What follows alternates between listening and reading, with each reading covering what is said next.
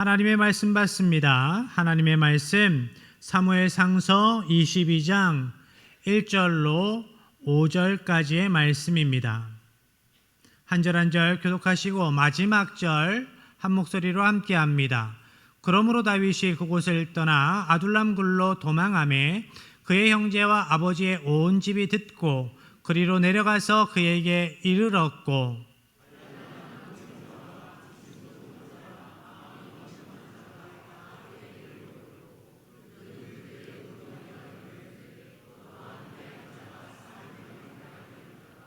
다윗이 거기서 모압 미스베로 가서 모압 왕에게 이르되 하나님이 나를 위하여 어떻게 하실지를 내가 알기까지 나의 부모가 나와서 당신들과 함께 있게 하기를 청하나이다 하고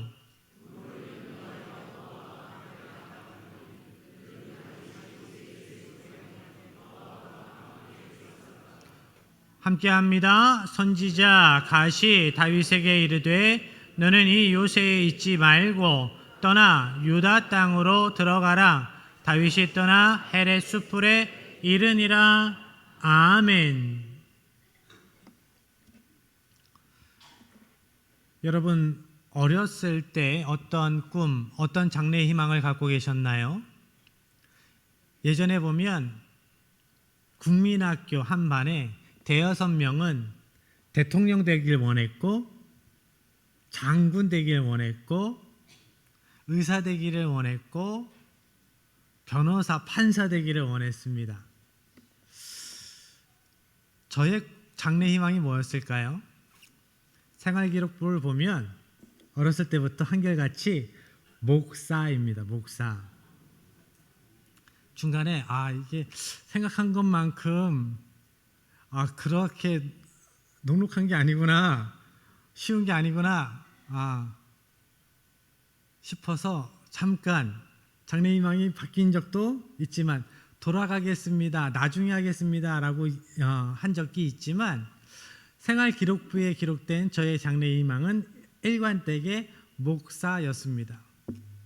저의 장래희망이 목사로 정해진 이유가 이 앞에 있습니다. 뭘까요? 바나나와 파인애플이었습니다. 1년 내내 과일이라고는 사과, 귤, 간간히 집에서 볼 수 있는 과일 중에 바나나가 없었는데, 파인애플이 없었는데 1년에 한 번 대신방을 받으면 목사님 신방 오신다고 어머니께서 바나나를 사 놓으시고 파인애플을 깎아 놓으십니다. 기대를 하죠. 1년에 한 번 내가 먹을 수 있겠구나. 그렇지만 그 기대가 산산이 부서졌습니다. 너무 잘 드셔서, 예수님 닮아 너무 잘 드셔서 목사님께서 아무것도 한 조각도 남겨놓지 않으셔서 제가 그때 결심을 했습니다. 내가 목사가 되어서 배부르게 바나나를 먹어주리라, 파인애플을 먹어주리라. 요즘에는 그렇게 우리가 바나나 먹는 것, 파인애플 먹는 것이 아이들의 큰 기대와 큰 희망이 아닌 풍족한 시대를 살아갑니다. 그런데 그 시절보다 더 풍족해졌는데, 더 많이 누리고 살아가는데, 그때의 우리의 감사의 고백보다, 우리의 하나님을 향한 찬양보다 지금 오늘의 우리의 감사와 하나님을 향한 찬양은 더 커졌는가, 더 풍성하여졌는가를 생각해 봅니다. 저로서는 그것은 아닌 것 같습니다. 어려운 시절에 더 없이 힘들게 살아갔던 그 시절에 드린 감사가 더 간절했고 더 풍성했던 것 같습니다. 오늘 본문 말씀에 다윗이 나옵니다. 다윗의 믿음의 고백이 나옵니다. 다윗은 누린 시간보다, 인정받아서 누린 시간보다 어려웠던 시간, 누리지 못한 시간이 더 많았던 인생이었습니다. 그렇지만 한결같이 다윗은 감사하는 인생이었습니다. 찬양하는 인생이었습니다. 다윗의 감사로, 다윗의 찬양으로 하나님께서 영광 받으시고 그 감사의 사람 다윗을 구원의 역사의 맨 앞자리에 하나님은 세워 놓으셨습니다. 다윗이 전쟁터에서 골리앗을 이기고 국민 영웅이 됩니다. 사람들이 다윗을 칭송합니다. 공주의 남편이 됐고 백성들의 인기를 얻었습니다. 그런데 문제는 사울 왕이 시기하고 질투해서 다윗을 죽이려고 합니다. 사울이 다윗을 죽이려고 하는 그 시점에서 그것을 미리 알고 다윗이 도망가지요. 이제 다윗은 도망자 신세로 살아갑니다. 1절의 말씀입니다. 함께 합니다. 그러므로 다윗이 그곳을 떠나 아둘람 굴로 도망하매 그의 형제와 아버지의 온 집이 듣고 그리로 내려가서 그에게 이르렀고, 다윗이 광야 아둘람이라는 곳에 동굴로 숨어듭니다. 죽지 않기 위해서, 살고 싶어서. 그 이야기를 듣고 다윗의 형제들과 그의 가족들이 다윗이 숨어든 그곳으로 찾아옵니다. 사울 왕이 다윗을 잡아들이라고 수배령을 내리니까 당연히 그의 친족들이, 그의 가족들이 위험에 처했습니다. 그 가족들을 볼모로 잡고 다윗을 유인할 게 뻔했기 때문에 다윗의 가족들도 광야로, 사막의 그 굴로 숨어드는 겁니다. 사진 한번 보지요. 우리나라에 유명한 굴, 크고 화려한 굴들이 많이 있습니다. 그런데 오늘 본문에 나오는 아둘람 굴은 그렇게 크고 화려한 굴이 아닙니다. 이스라엘 사람들은 저 굴을, 동굴을 보면 어떤 생각을 할까요? 어떤 느낌일까요? 죽음을 생각합니다. 서늘합니다. 이스라엘 사람들은, 그 당시 성서시대의 이스라엘 사람들은 사람이 죽으면 이 동굴을 파서 그 안에 시체를 두었습니다. 시체를 그냥 갖다 두고 그곳에서 썩으면 그 남겨진 뼈를 다시 수습해서 그냥 그곳에 두는 겁니다. 수많은 시신이 한 동굴에 들어갑니다. 가족묘인 거예요. 그런데 가족묘를 준비할 수 없는 진짜 가난한 사람들은 땅을 팝니다. 그곳의 땅이 너무나 딱딱해서 깊이 못 파요. 시체를 묻을 만큼 파고 거기에 시체를 놓고 그 위에 흙을 덮습니다. 깊이 파지 못했기 때문에 들개들이 와서 그 흙을 헤집고 시체를 뜯어먹기도 합니다. 보통 많은 사람들은 자기 가정, 가문을 위해서 동굴, 무덤을 준비해 놓습니다. 성경에 보면 그가 열조에게로 돌아갔다라는 표현이 나옵니다. 이것이 그 당시의 풍습 때문에 그렇습니다. 장례 풍습. 먼저 어떤 가족이 죽으면 동굴 안에 그저 안치합니다. 시간이 지나면서 그 시신이 부패하고 나중에는 뼈만 남지요. 그러면 그 뼈를 다음에 죽어서 그곳에 묻힐 이들을 위해서 그 뼈를 안쪽으로, 더 안쪽으로 옮겨다 놓습니다. 그 안에 무엇이 있겠습니까? 그 전에 옛날에 죽은 조상들이 있습니다. 조상의 뼈에 그 뼈가 같이 들어가는 겁니다. 그래서 그가 열조에게로 돌아갔다라는 표현이 나옵니다. 이렇게 동굴, 그 당시 동굴은 시신을 두는 곳입니다. 무덤입니다. 그리고 어쩔 수 없이 비를 피하기 위해서, 적을 피하기 위해서 들어가는, 목자들이 어쩔 수 없이 들어가는 공간, 그 정도였습니다. 그러니까 이스라엘 백성들에게 있어서 그곳은 그리 좋은 곳이 아닙니다. 그런데 어쩔 수 없이 그러한 곳 동굴로 살기 위해서 죽기 싫어서 도망을 갔습니다. 아둘람 지역은 이스라엘과 적대 관계에 있었던 블레셋과 중간지대, 접경지대였습니다. 석회암으로 만들어진 수많은 동굴들이 있어서 숨을 곳이 많고 엘라 골짜기나 크고 작은 골짜기가 많아서 사람들이 거기에 가지 않습니다. 골짜기에 숨어서 도적들이 활동을 하기 때문에 사람들이 잘 가지 않는 곳, 그곳으로 숨어듭니다. 아둘람 동굴에서 보면, 앞에 보면 베들레헴에서 엘라 골짜기로 들어오는 길이 환하게 보입니다.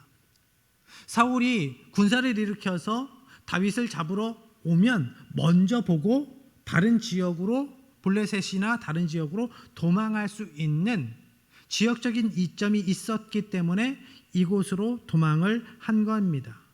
다윗이 그런 아둘람 동굴에 숨어 있다라는 소식을 듣고 가족들이 들어옵니다. 그런데 가족들뿐만 아니라 남모르는 사람들도 계속 몰려 들어옵니다. 2절의 말씀입니다.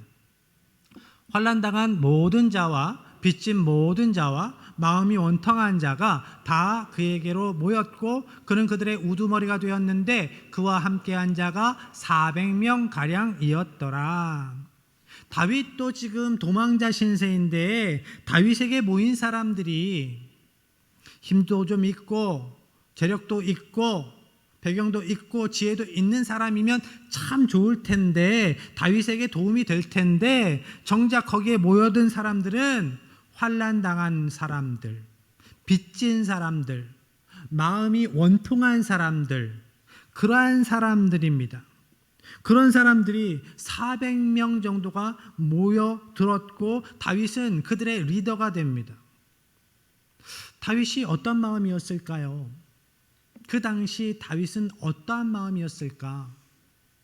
아둘람 동굴 앞에 보면 자기 고향 베들레헴이 보입니다. 그런데 그 고향에 가지 못해요. 도망자 신세니까. 엘라 골짜기를 또한 바라보면 그곳에서 물맷돌을 던져서 골리앗을 때려 죽인 그때가 기억이 납니다. 그때 들었던 백성들의 환호 소리가 아직 귀에 들리는 것 같습니다. 그런데 그때와 영 분위기가 다릅니다. 다른 상황입니다. 도망자 신세입니다. 지금 다윗은 도망자 신세가 되어서 자기 인생 하나 추스르기 힘듭니다. 그런데 거기에 모여든 사람들이 인생의 낙오자들입니다. 억울한 인생들입니다. 그들을 돌보고 이끌어가야 하는 상황이 되었습니다. 내가 의도한 상황이 아니에요. 우리가 살면서 어려운 상황을 만나죠. 어려운 사람들을 만나고 어려운 상황들을 만납니다. 그런 상황 가운데에서 다른 또 어려운 일이 닥치면 우리는 어떻게 하나님께 기도할까요? 그런 상황을 만났을 때 여러분은 어떻게 기도하셨습니까? 하나님, 지금도 죽겠어요, 하나님. 하나님, 지금도 숨 못 쉬겠어요, 하나님.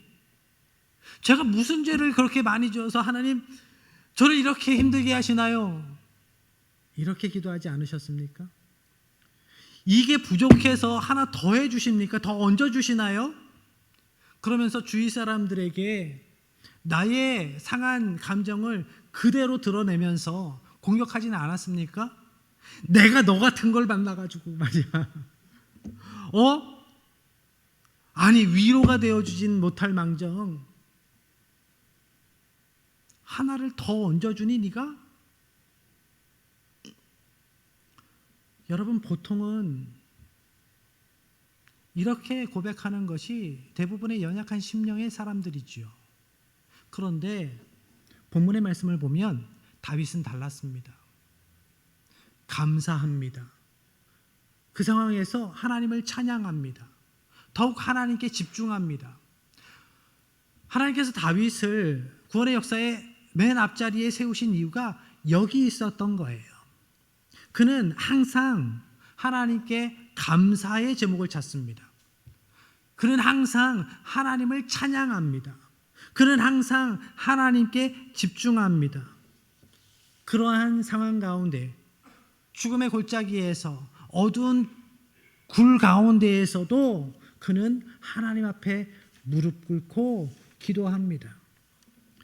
시편 중에 다윗이 굴에 있을 때라는 부제가 붙어 있는 시편이 있습니다. 시편 57편과 시편 142편입니다. 다윗이 굴에 있을 때, 이 찬송시들을 보면 다윗이 고난 중에도 기도와 찬양으로 더 큰 순종의 사람으로, 더 큰 믿음의 사람으로 성장하고 있다라는 것을 우리가 확인할 수 있습니다. 먼저 다윗은 아둘람 굴에서 순종을 배웠습니다. 더 큰 순종을 배웠습니다. 아둘람 굴과 같은 상황을 만나면 내가 얼마나 연약한 존재인지를 알게 되지요. 그리고 내가 의지할 분은 하나님밖에 없다라는 것을 고백하게 됩니다. 하나님께서 사울을 왕의 자리에서 폐위하신 이유가 어디에 있었습니까? 자기 마음대로 살아갔기 때문입니다.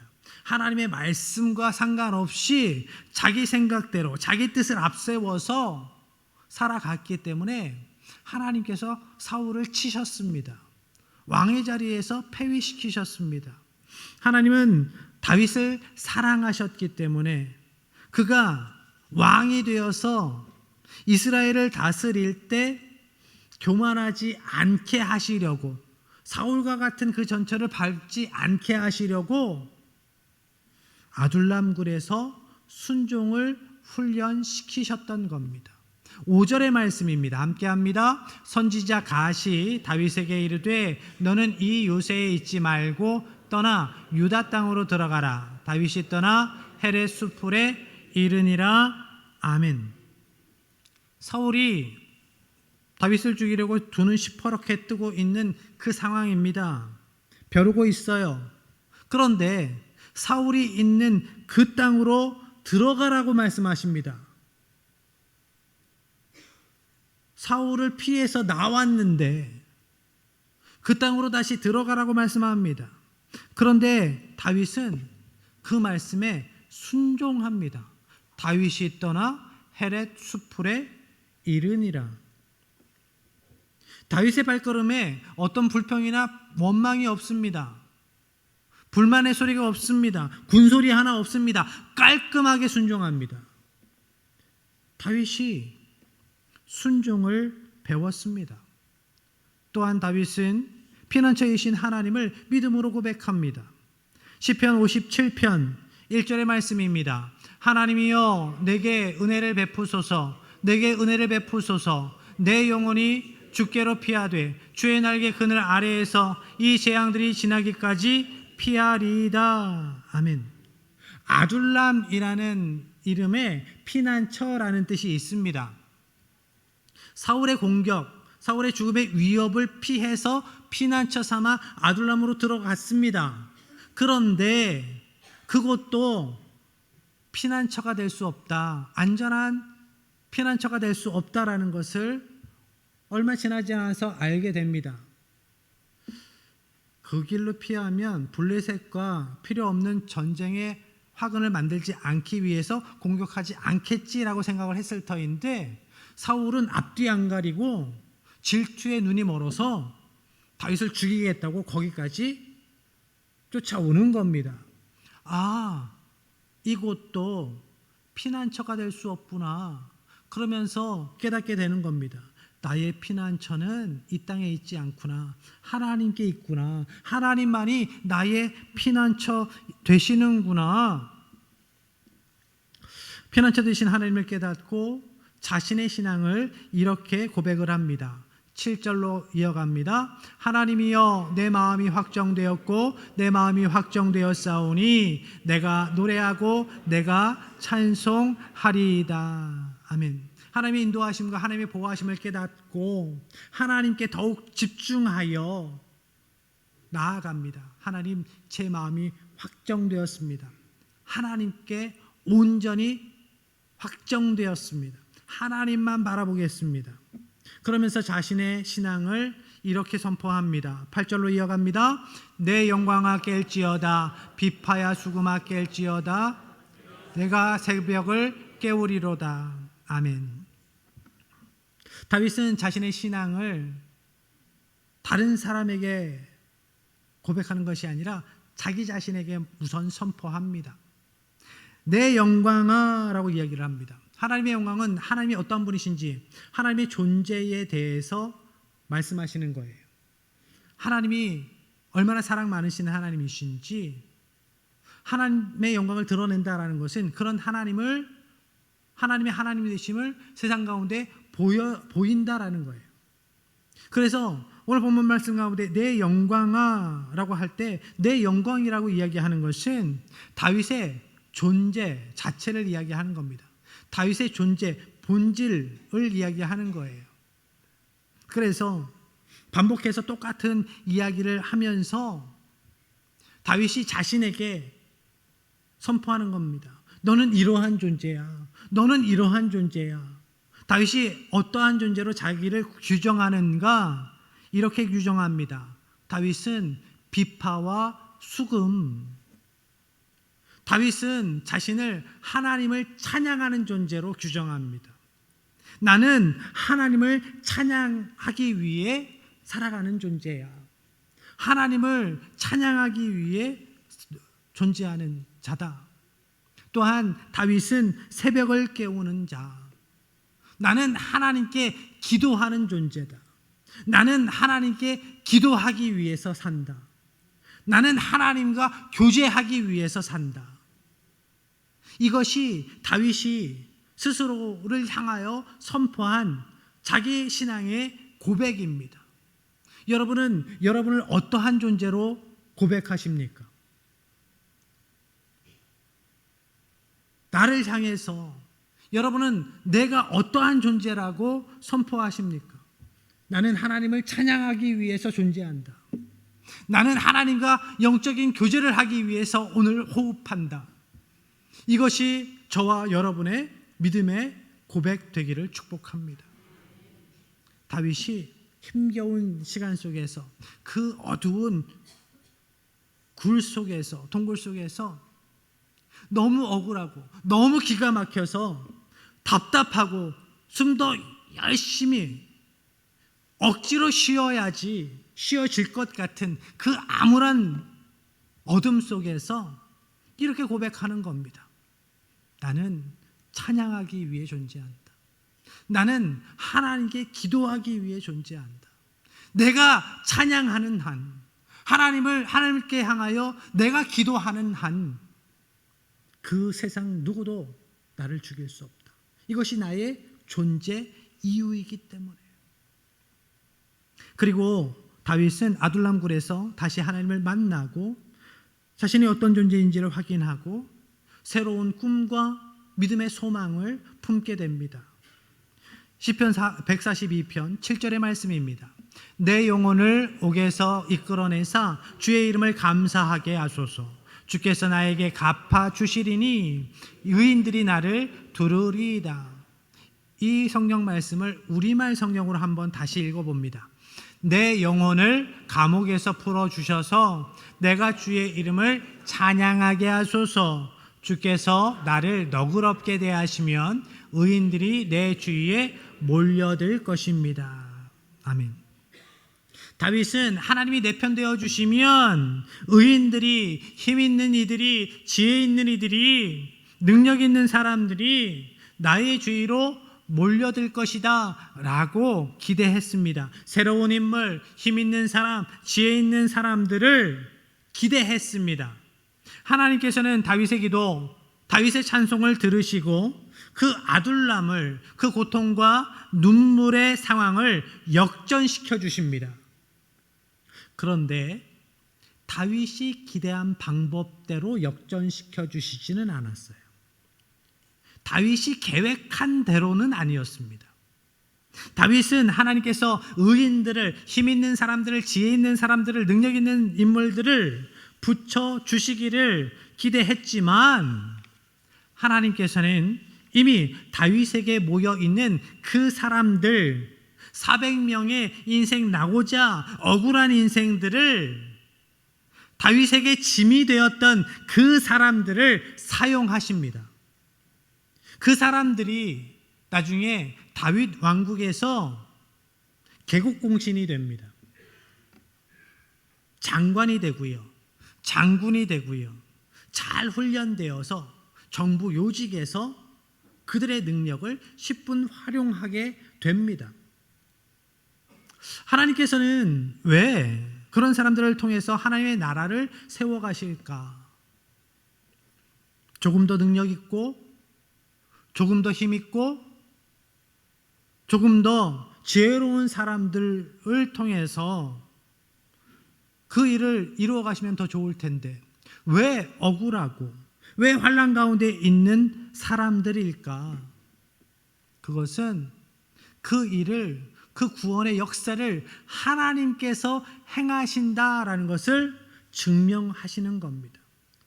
하나님께서 구원의 역사를 이루어 가심을 보여주시기 위해서 힘든 자, 병든 자, 약한 사람들을 들어 사용하시는 겁니다. 하나님의 살아계심과 그 능력과 그 은혜를 세상 가운데에 증명하시는 겁니다. 고린도전서 1장 27절로 29절 마지막으로 함께 합독합니다. 그러나 하나님께서 세상의 미련한 것들을 택하사 지혜 있는 자들을 부끄럽게 하려 하시고 세상의 약한 것들을 택하사 강한 것들을 부끄럽게 하려 하시며 하나님께서 세상의 천한 것들과 멸시받는 것들과 없는 것들을 택하사 있는 것들을 폐하려 하시나니 이는 아무 육체도 하나님 앞에서 자랑하지 못하게 하려 하심이라. 아멘. 오늘 여러분의 마음이 어디에 있으십니까? 동굴에 여러분의 마음이 있지는 않습니까? 여러분의 가정이 지금 아둘람 굴에 머물고 계시지는 않습니까? 그럴지라도 한 가지만 기억하십시오. 한 가지만 붙들면 됩니다. 그곳에서 하나님만 다시 만나면 됩니다. 하나님만 다시 붙들면 됩니다.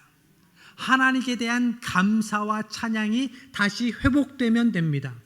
그러면 하나님께서는 다시 여러분의 감사와 찬양을 근거 삼으셔서 놀라운 구원의 역사를 이루어 가실 것입니다. 다윗의 삶을 통하여서 역사하신 하나님께서 우리의 하나님이시기 때문입니다. 다윗이 하나님을 바라보았을 때 골리앗을 두려워하지 않았습니다. 그렇지만 세상을 바라보고 사울을 두려워했을 때 그는 도망자로 살아가며 그렇게 눈물의 삶을 살았습니다. 그렇지만 다시 그 아둘람굴에서 하나님을 붙잡았을 때 감사로 찬양으로 하나님께 더욱 가까이 나아갔을 때 하나님은 그 인생을 역전시켜 주셨습니다. 우리가 주님을 바라보길 원합니다. 힘들고 낙담되는 상황 속에서도 하나님을 믿고 하나님을 신뢰함으로 더 큰 믿음으로 살아가는 하나님의 백성 되시기를 축복합니다. 하나님께서 그 나를 그곳에서 훈련시키시고 동역자를 붙들어 주시고 필요를 채우셔서 다시 회복시켜 주시고 강하게 세워 주실 것을 믿음으로 기대하십시오. 절망의 자리, 눈물의 자리, 아둘람에서 다윗의 인생을 역전시킨 하나님께서 여러분의 삶 가운데에, 여러분의 가정과 일터 가운데에, 우리 교회 가운데에 풍성한 은혜의 역사로 능력으로 일하시기를 주님의 이름으로 간절히 축복합니다. 이 시간 하나님의 인도하심과 보호하심을 기대하며 그 놀라운 역전의 은혜를 소망하면서 다 함께 찬양합니다.